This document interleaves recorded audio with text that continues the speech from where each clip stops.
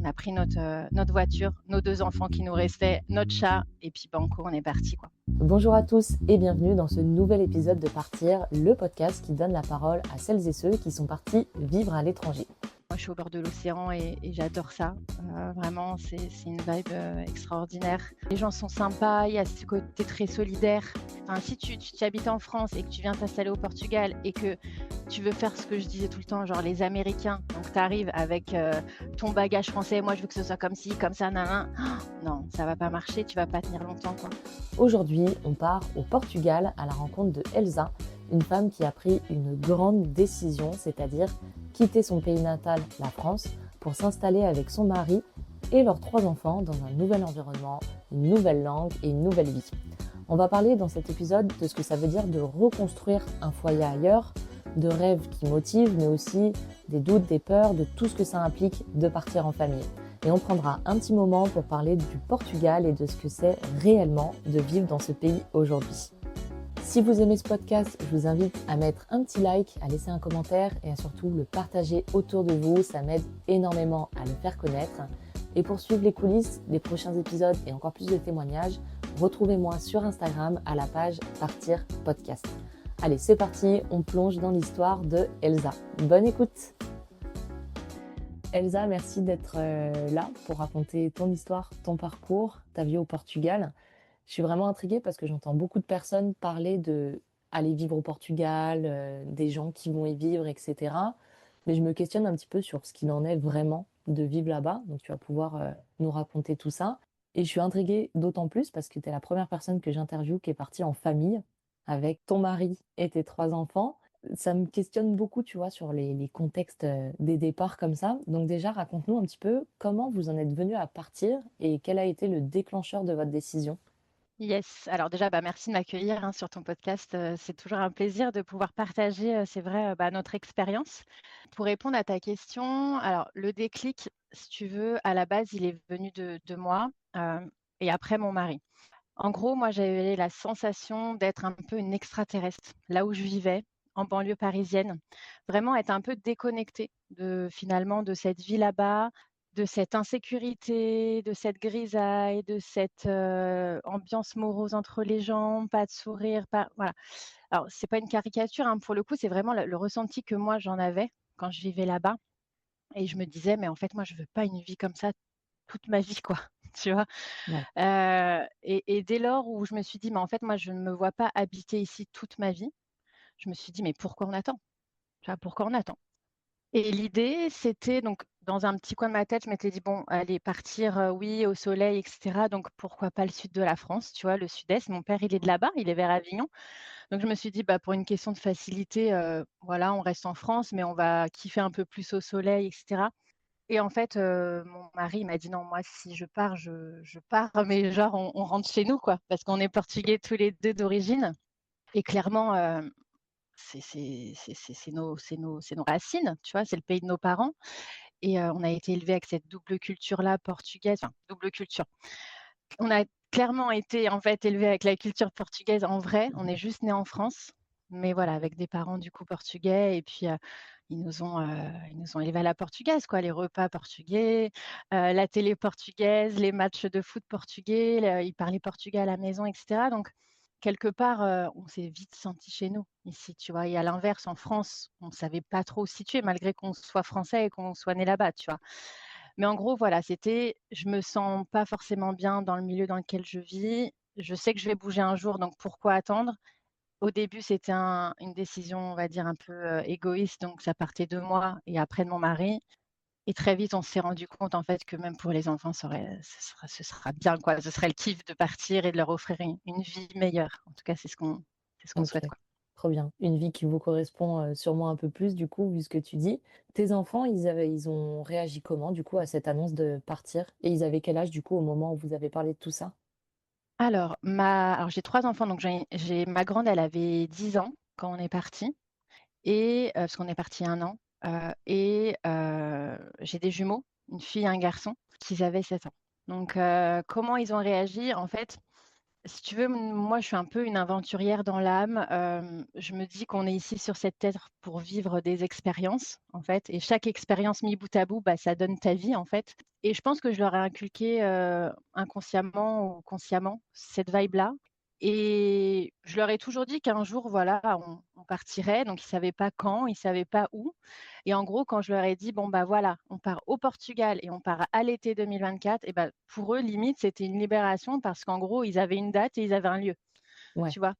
Donc je pense que, tu vois, les enfants, c'est des éponges et en soi, ils sont dans la vibe des parents. Tu vois, s'ils voient que les parents, ils sont hyper détente avec ça, avec le projet de partir, de vivre des expériences et tout, par ricochet, ça va en faire des enfants aussi comme ça, tu vois? Et donc ouais. pas trop perturbés par, cette décision, pas trop perturbés par le changement de vie. Au contraire, je pense qu'ils avaient ce côté-là très excitation aussi comme nous on avait. Et à l'inverse, si tu es des parents qui stressent, voilà, où ils sentent que, «Ouais, on va le faire, mais c'est un peu risqué, machin», bah, forcément les petits vont être, ils vont être aussi un peu en stress, un peu en angoisse de l'inconnu, quoi. Ouais, Nous, ils on a auront un une peu vibe où ça nous excitait l'inconnu et puis, du coup, je pense qu'eux étaient pareils que nous, en fait. carrément, ouais, ça, ils reflètent un petit peu, ce que vous dégagez au final, c'est Clairement. sûrement ça. Et du coup, comment vous organisez tout ça, pour ce changement de life, le déménagement scolaire? Enfin, vraiment, il y a plein de choses à prendre en compte. Comment vous vous y prenez pour organiser tout ça? Alors nous, on a pris la décision 1 an et demi avant de partir réellement. Donc en gros, on s'était dit 1 an et demi avant, à l'été 2024, on s'en va. Et donc de là, tu as une espèce de to-do list qui se met en place dans ma tête.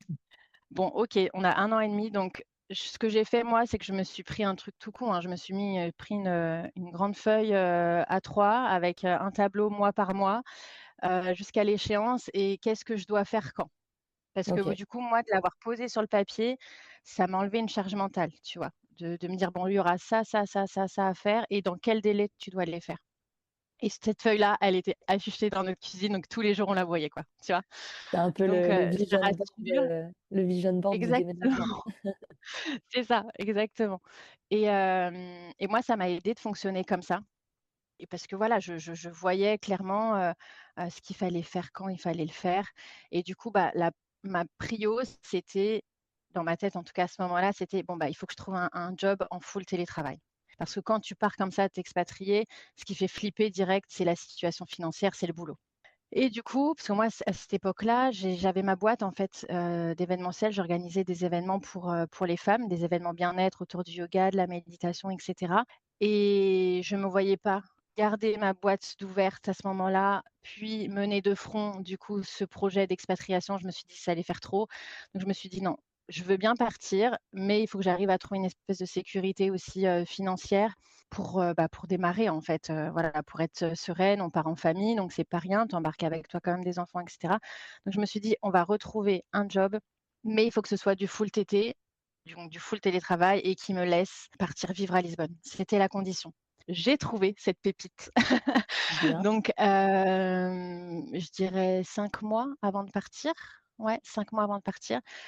Donc en janvier 2024, je trouve cette pépite, donc une start-up dans l'événementiel et qui me dit: «OK, nous on veut bien te laisser partir vivre à Lisbonne, à l'été, pas de problème» et cetera. Donc j'embarque là-dedans. C'est la première case à cocher pour moi, c'était ça. Donc Parfait. d'une fois que j'ai coché ce truc-là, je me suis dit: «Bon, bah, maintenant il faut qu'on mette en vente notre maison», parce qu'on était propriétaire de notre maison.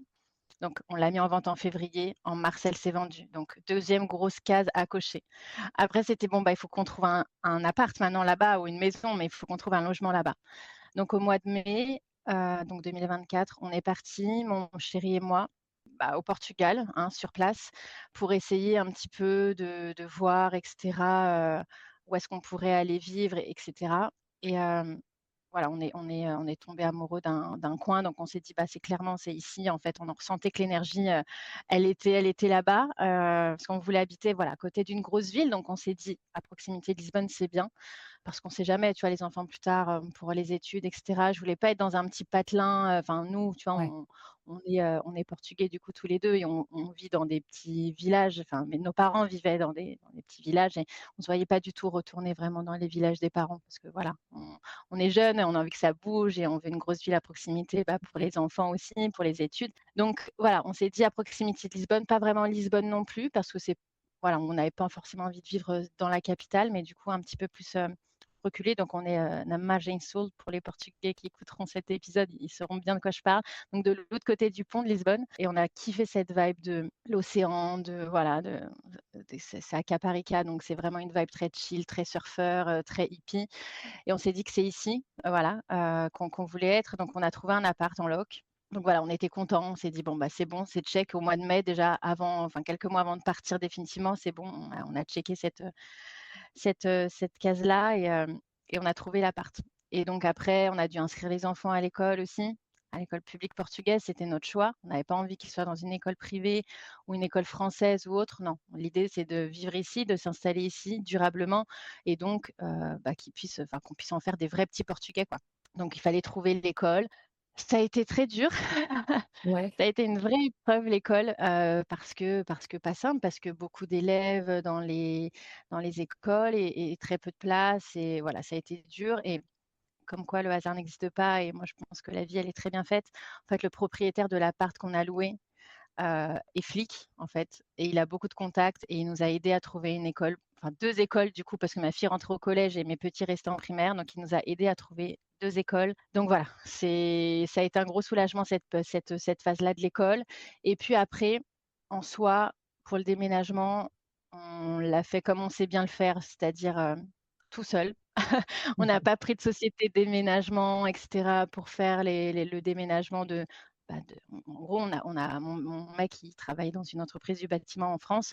Et du coup, il a demandé à son patron de lui prêter un camion. Donc on est parti en Sprinter. C'est pas non plus enfin, c'est pas non plus la folie, quoi, mais c'est voilà, c'est un camion. Et on a mis 10 ans de notre vie dans ce camion. Donc 10 ans qu'on est resté dans la maison, donc dans ce camion. Et on est parti faire le déménagement pendant l'été. Heu, Tous les 2, on avait pris aussi notre grande qui voulait venir à vivre cette expérience avec nous, et on a fait nous-mêmes, du coup, le déménagement et l'emménagement. On est rentrés en France après, parce qu'il fallait récupérer Ah la ouais, bagnole et le reste de la famille. ah ouais. On a signé chez le notaire, et le jour, voilà, on a remis les clés au nouveau proprio de notre maison en France, et on a pris notre voiture, nos 2 enfants qui nous restaient, notre chat, et puis banco, on est partis, quoi. Et après, c'est Donc parti. voilà, en gros, on a coché les grosses étapes, et on s'était dit que j'avais conscience, qu'on pouvait pas tout faire tout bien tout de suite, et qu'il fallait se laisser le temps, de faire les autres choses, donc tout l'administratif, tout ça, enfin les trucs un peu plus complexes, de vraiment couper avec la France en termes de papiers et cetera, et de continuer, et donc de créer tous les papiers qu'il fallait faire et cetera au Portugal. Et je m'étais dit: «Bon, bah, ça je le ferai progressivement», parce qu'en gros, si tu attends que tout soit fait, bah, tu le fais jamais, quoi. Parce que c'est long, ça prend du temps, et voilà. Ouais, forcément. Bah, purée, ouais, sacré changement, sacré tournant de vie au final, mais qui a l'air d'être, aligné avec vous donc j'imagine que ça aide à avancer et cocher toutes les cases quand on sait pourquoi on le fait. Vous, du coup, bah, toi et ton mari, vous parlez portugais, de ce que je comprends. Est-ce que tes enfants, du coup, ils parlaient avant de partir, portugais? Alors, il ne parlait pas du tout portugais, il savait dire, «bonjour, merci», hein, comme tout Ouais. le monde, enfin tout enfant de portugais, voilà, des petits mots comme ça, mais il savait pas du tout parler portugais. Et si tu veux, moi, j'ai pas réalisé, enfin, pour moi, c'était pas une problématique, parce encore une fois, je suis pas dans une vibe comme ça où je m'invente des problèmes avant qu'ils existent. Donc je m'étais pas projetée vraiment là-dessus. Je m'étais dit que ça allait le faire, en fait, tu vois? Qu'ils allaient apprendre, que ça allait le faire. Et vraiment, le jour de la rentrée scolaire, j'ai regardé mon mec et je lui ai dit: «Mais quand même, on les envoie quand même au charbon là, ils vont être vraiment immergés dans une classe de portugais avec une maîtresse qui va leur parler portugais», parce qu'elle nous avait prévenu qu'elle, elle parlait pas du tout français et cetera, et donc ce serait que du portugais. Et c'est le jour de la rentrée, je me suis dit: «Ah ouais, quand même, on les jette comme ça dans la gueule du loup». J'ai vraiment eu cette sensation-là, et j'avais tellement hâte de les retrouver du coup à la fin de la journée pour qu'ils m'expliquent un petit peu comment ça s'était passé. Et en fait, à aucun moment, ni la première journée, ni les journées d'après, à aucun moment, ils nous ont communiqué une gêne, un inconfort, tu vois, de vivre ça. Vraiment, moi je leur dis, hein, ça a été des petits warriors, et de toute manière, tous les enfants d'expat, c'est vraiment des petits warriors, et ils ont appris, au fil de l'eau. Et on avait un petit jeu, en fait, le soir avant de dormir. On avait collé sur leur bibliothèque de leur chambre des feuilles A4, et tous les soirs avant de dormir, on notait tous les mots qu'ils avaient appris dans la journée. OK. Aujourd'hui, 1 an après, je les ai encore ces feuilles-là parce que c'est magique et en fait, on voit que vraiment progressivement, ils au début, ils apprenaient vraiment du basico-basique, tu vois? Le premier mot qu'ils ont appris, c'est les toilettes. Tu vois? Donc dans cette feuille, il y a écrit toilettes. Après, ils ont appris à dire raisin. Enfin, tu vois? Des mots très, très basico-basiques, tu vois? Et hem et aujourd'hui, on relit cette liste et on dit: «Ah ouais, on revient de loin» et en fait, en 6 mois, ils étaient bilingues. OK. Vraiment, ça a mis, littéralement 6 mois, pour qu'ils apprennent, enfin, pour qu'ils sachent vraiment tenir une conversation de A à Z et qu'ils comprennent tout et cetera. Et pour la petite histoire, nous, on savait pas, en fait, qu'ils savaient déjà parler portugais parce qu'on leur parle français à la maison et on a été au resto et là, il y a un petit garçon qui vient, à notre table et qui leur demande s'ils veulent bien, jouer avec lui et ils disent «oui» et ils partent jouer et là, je tends l'oreille et en fait, je m'aperçois qu'ils savent parler portugais, quoi. Et Ah ouais, c'est vraiment, j'ai comme dit ça. à mon mari, je dis: «Mais regarde, il parle portugais, genre normal, il parle trop bien» et voilà et c'est comme ça vraiment qu'on a su en fait qu'il savait parler portugais, couramment. Ouais, c'est cool, franchement, ça a dû faire plaisir, de voir que ça y est, ils sont intégrés, ils savent parler et cetera, trop cool. Ouais, parce que la langue, ça peut être, enfin, c'est un peu un facteur déterminant, quoi, pour créer du lien et connecter. Après, les Ah enfants, ouais, ils clairement. s'adaptent, plutôt vite, j'ai l'impression, généralement. Vous avez Ouais. senti avec ton mari que, les enfants, ça allait pour, reprendre ses marques, ses repères dans une nouvelle ville déjà, mais encore plus dans un nouveau pays? Ouais, en fait, ça a même pas été un sujet. Ça a été Ouais, naturel. ouais. Vraiment, ça a été naturel parce que ça l'était pour nous, en fait. Dès lors qu'on est arrivé ici, on s'est senti chez nous et ça a été hyper fluide.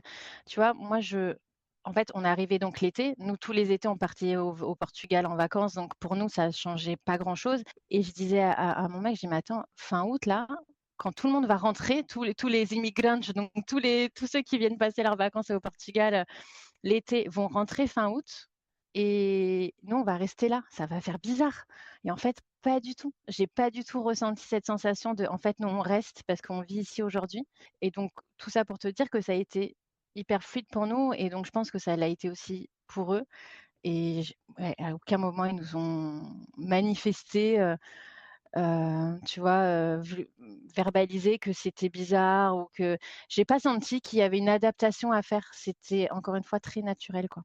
OK. Bon, bah, tant mieux quand ça se passe comme ça, franchement, ça fait plaisir. Clairement.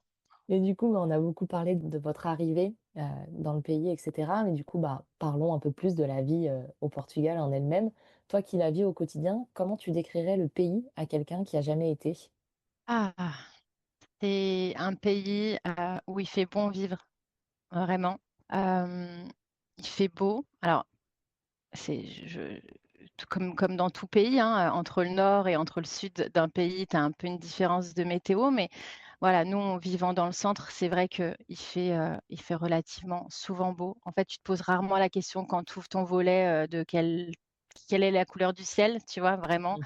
Alors oui, hein, on a un hiver, je dis pas, mais il dure peu de temps, en fait, hein. Il dure, vraiment, vas-y, tu as janvier-février, quoi, tu vois? Ouais.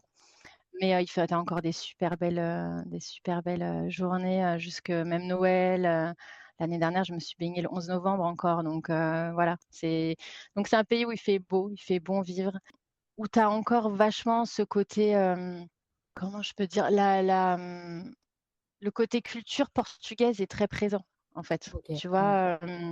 Alors oui, c'est un pays qui évolue au fur et à mesure des années où voilà, où dans les grosses villes, je parle de Lisbonne parce que c'est ce que je connais le plus, mais où tu as maintenant beaucoup de mixité sociale, mais malgré tout, tu vois, ça reste un pays où la culture portugaise est vachement là, où, tu as les petites mamies, les petits papis là, aux terrasses de café, enfin vraiment, tu es dans cette vibe-là, quoi.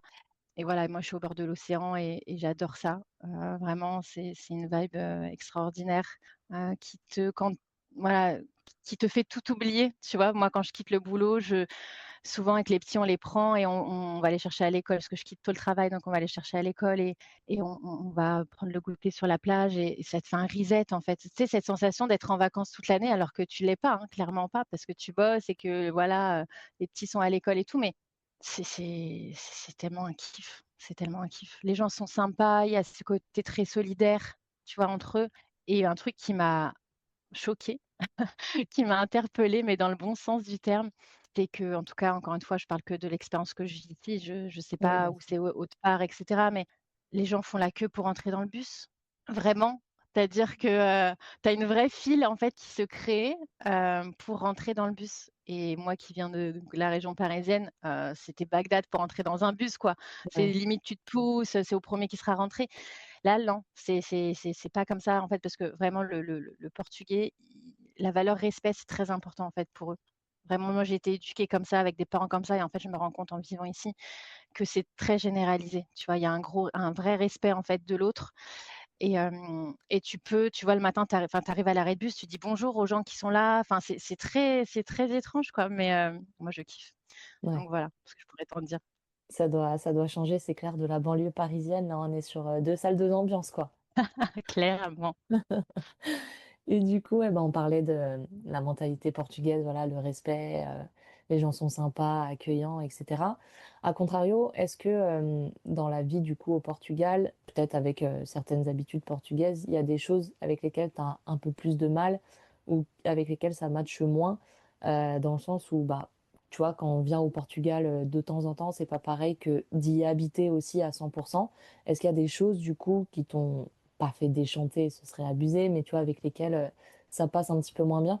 Alors, oui, mais on le savait pour le coup avant de venir, donc ça a pas été une surprise. En gros, pour te résumer, quand on est arrivé ici, on s'est vite rendu compte et encore une fois, on le savait, mais on ne l'avait pas encore expérimenté et on en a même développé un mantra avec mes enfants.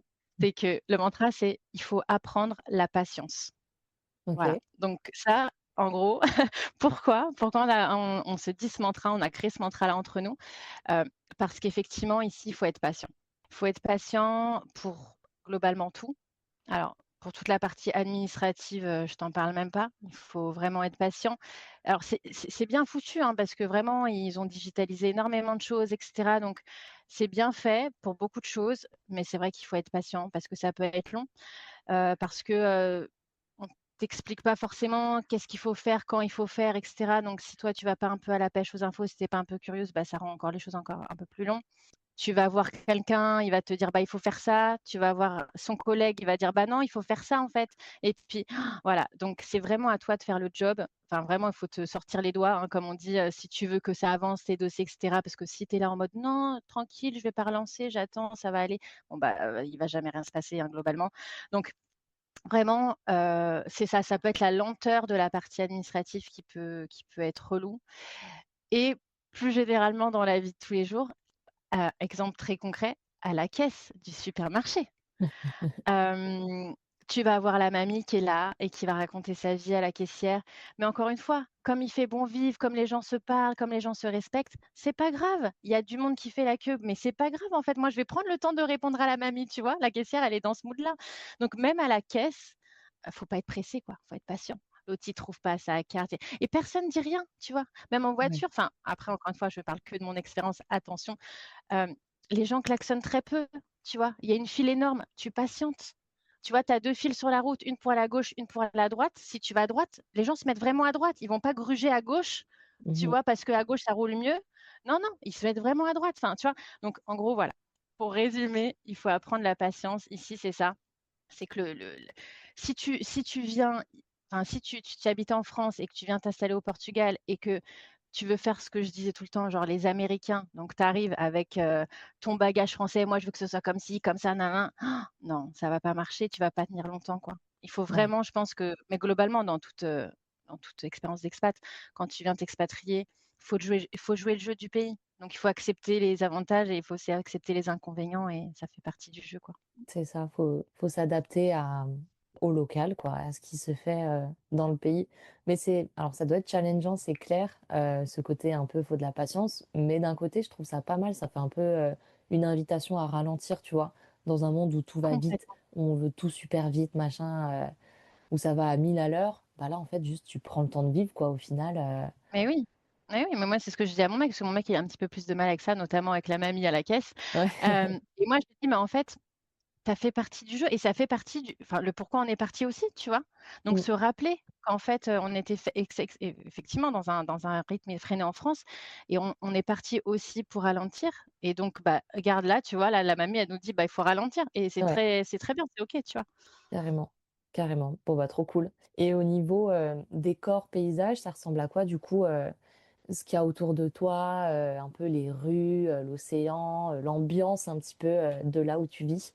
Bah, donc c'est un peu donc tu vois, défraîchi. En fait, c'est une ville, hein, alors je sais pas combien il y a d'habitants ici parce qu'on vient d'acheter un appart il y a pas longtemps. On est resté en location juste 1 an dans l'appartement en question là qu'on avait trouvé quand on est venu sur place avant de s'installer.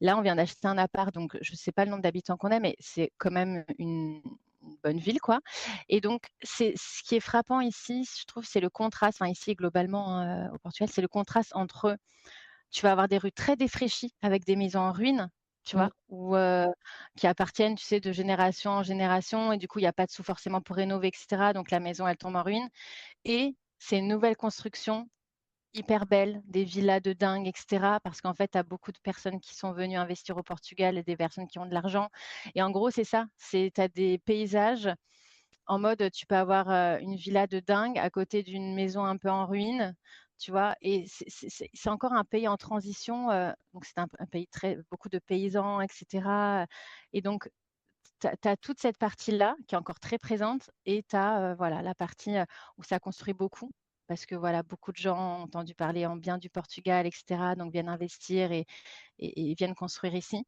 et effectivement, après, tu as cette vibe-là, à côté de ça, tu as cette vibe-là, de la nature, donc de l'océan, beaucoup de forêts de pins. Si tu vas un petit peu plus, si tu sors un peu plus de la ville et que tu vas un peu plus dans les terres ou dans les régions un peu plus, ouais, reculées, énormément de champs, énormément de ouais, de beaucoup de pins, en fait, vraiment, donc on est, entre la ville, l'océan et cette verdure, en fait, qui est encore, bien présente, OK. globalement.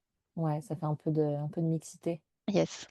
Je voulais revenir du coup sur ce que, tu disais, ce contraste justement entre, bah, les maisons un peu plus, comment dire? Les maisons un peu plus «délabrées» entre guillemets et les nouvelles habitations, toutes neuves et cetera.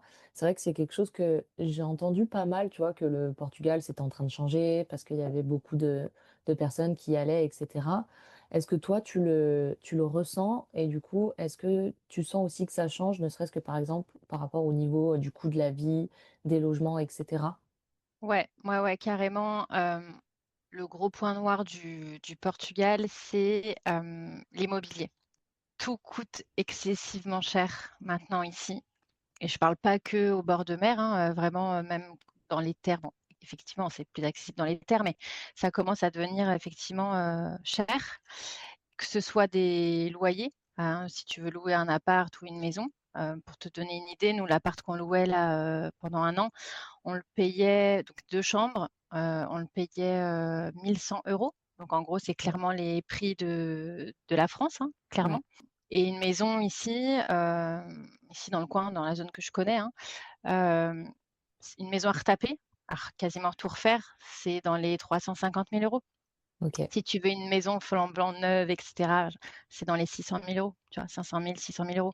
Donc c'est excessivement cher, et effectivement, je pense que, alors il y a 10 ans en arrière, c'était pas du tout ça, hein, les prix. Parce que du coup, j'ai déjà parlé avec pas mal de personnes qui, alors soit qui ont investi ici, donc il y a quelques années, soit même des gens qui habitent ici depuis toujours.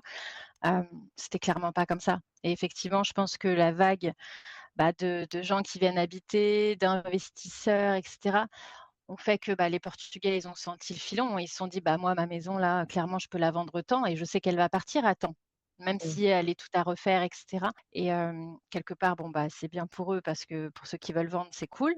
Mais en revanche, il faut se dire qu'ici, le SMIC, enfin, les gens en moyenne, le SMIC, il est aux alentours des 800 €, mais personne gagne ça en soi. Enfin, personne. Je ne veux pas dire personne parce que je pense qu'il y a des gens qui gagnent ça en vrai, mais la plupart, c'est entre 1 200 € à peu près, tu vois, ce qu'ils gagnent ici par mois. Et bah, clairement, pour te loger, payer un loyer à 1 100, bah, c'est compliqué et encore plus pour acheter une maison à je sais pas combien. Alors, ouais, moi je dirais que ça, c'est pour le coup le point noir et effectivement le fait que c'est un pays qui attire beaucoup et beaucoup de gens qui ont de l'argent, bah, effectivement, ça a son lot, son lot de «soucis» entre guillemets pour ce type de sujet-là. Et Ouais, puis oui, un caddie de course, globalement, moi je trouve que c'est, globalement les mêmes prix, qu'en France aussi, hein. OK, ouais. Sauf si tu consommes du local ou autre, mais sinon effectivement, si tu vas faire tes courses et que tu achètes si tu as les mêmes habitudes de consommation qu'en France, effectivement, c'est les mêmes prix, je trouve. Ouais, je vois. Bon, bah, c'est bon à savoir, s'attendre aussi à ça et pas dire: «Bon, bah, je vis au Portugal, tout est moins cher, et c'est parti, quoi». C'est fini ça. À l'époque, oui, quand je venais avec mes parents passer les vacances, Ouais, effectivement, tu resto pour 3 francs 6 sous. Maintenant, tu en as encore, hein, des petits restos comme ça, des bien tasques sûr, comme on ouais. appelle, où tu payes pas cher, mais globalement, ça reste des prix élevés maintenant, ouais. Mmh. Ouais. Bon, bah, écoute, au moins on le sait. Là, du coup, ça fait, 1 an que vous avez déménagé là-bas, que vous êtes installés et cetera. C'est quoi que tu kiffes le plus dans cette nouvelle vie? Et alors clairement la météo, c'est la première chose Ah qui me ouais, vient en tête. ça je peux Et comprendre. c'est la météo. Moi, je déteste la grisaille. En fait, je suis quelqu'un qui, pour le coup, le soleil a un vrai impact sur ma vibe, sur mon humeur et cetera. Et clairement, moi, c'est la météo. Et en fait, c'est dur de choisir un truc parce que c'est la météo, mais tu me diras: «Bah, dans le sud de la France aussi, il fait beau, pourquoi tu es pas parti là-bas?» Enfin, voilà.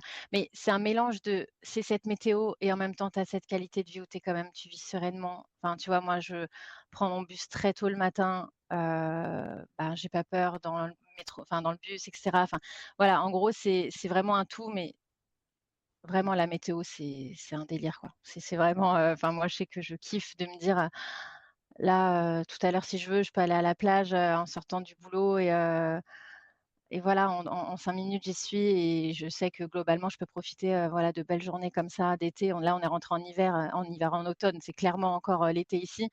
Hem, ouais, c'est hyper satisfaisant. Enfin, en tout cas, moi, je kiffe le soleil, je kiffe, la vibe qu'amène le soleil et cetera et donc clairement, ouais, je te dirais ça, la météo. Ouais. Ouais, ça joue sur le moral, hein, de toute façon, ça c'est clair. C'est clair, ça change la qualité de vie au global. Qu'est-ce que ça a changé, dans votre famille d'être partis tous ensemble, dans cette aventure? Je dirais que, alors globalement, on est les mêmes, tu vois? Ça nous a pas, mine de rien, transformés, tu vois?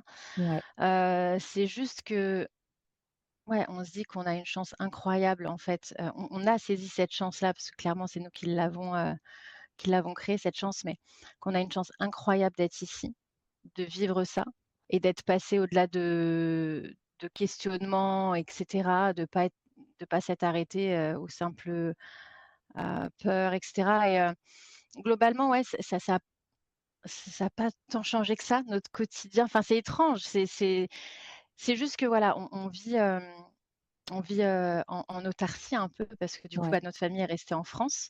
Donc on a appris à vivre ça, bien qu'on aime, nous, tu vois, se retrouver tous les 5. On a tout même en France, c'était pareil, tu vois? Mmh. De se retrouver tous les 5 et cetera. Donc Heu, quand on retrouve la famille, et ben, en fait, on sait que c'est pour des moments de qualité, ils restent plusieurs jours, donc c'est pas juste tu les vois en coupe-vent le temps d'un anniversaire, d'un truc. Donc on ouais, non, ça a pas tant changé que notre vie que ça finalement. C'est juste qu'on se sent maintenant à notre place, en fait, c'est OK. juste ça. Ouais, trop bien. Ouais, on sent que c'était vraiment, fluide quoi, genre c'est l'ordre naturel des choses, aller habiter au Portugal.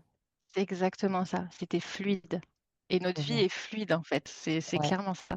Ouais, c'est vrai, à t'entendre, ça fait vraiment, bah, voilà, ça doit être comme ça se déroule comme ça. Exactement, mais c'est vraiment ça en plus. Ouais, bah, ça fait plaisir, hein. Si tu avais un conseil à donner à une famille qui aimerait s'expatrier et qui se pose peut-être un petit peu des questions, ce serait quoi? Bah, ce serait d'arrêter de se poser des questions. Ouais. Non, parce qu'en vrai, bah, le mental de toute manière, il est là pourquoi? Il est là pour, te mettre des garde-fous et te faire croire que ça peut que mal se passer.